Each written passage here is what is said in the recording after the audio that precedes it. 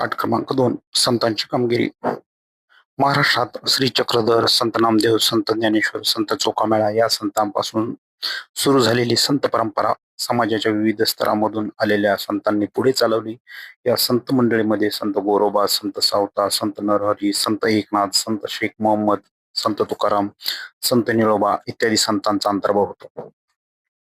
त्याचप्रमाणे संत मुक्ताबाई, संत सोयराबाई, संत निर्मळाबाई, संत मुक्ताबाई, संत कान्होपात्रा आणि संत बहिणाबाई शिवूरकर यांचाही अंतर्भाव होतो.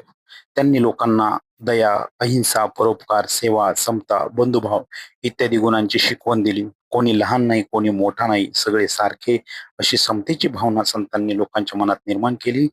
तसेच महाराष्ट्रात समर्थ रामदासांनी आपले कार्य केले. श्री चक्रधर स्वामी.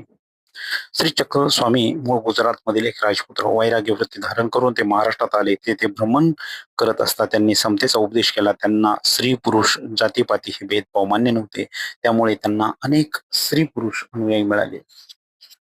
त्यांनी स्थापन केलेल्या पंथास महानुभाव पंथ असे म्हणतात. श्री चक्रधर स्वामीच्या आठवणींचा संग्रह म्हणजे लीळा चरित्र हा ग्रंथ होय.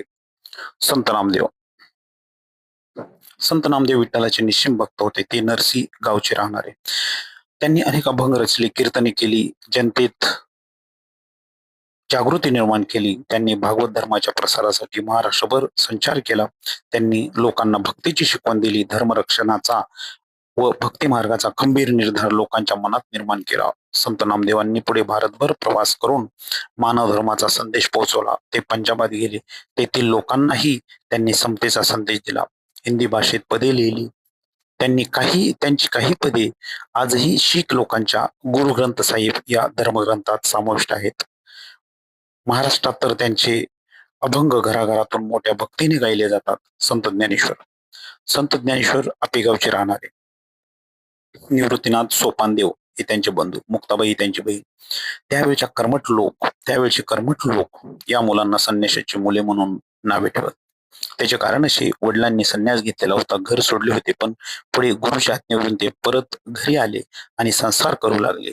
पुढे त्यांना ही 4 मुले झाली. हे त्यावेळच्या कर्मठ लोकांना मान्य नव्हते. लोकांनी त्यांना वाळीत टाकले होते.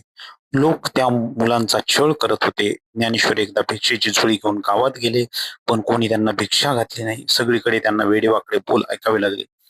त्यांच्या बालमनाला खूप वेदना झाली. ते आपल्या झोपडीत आले. झोपडीचे दार बंद करून आत दुःख करत बसले.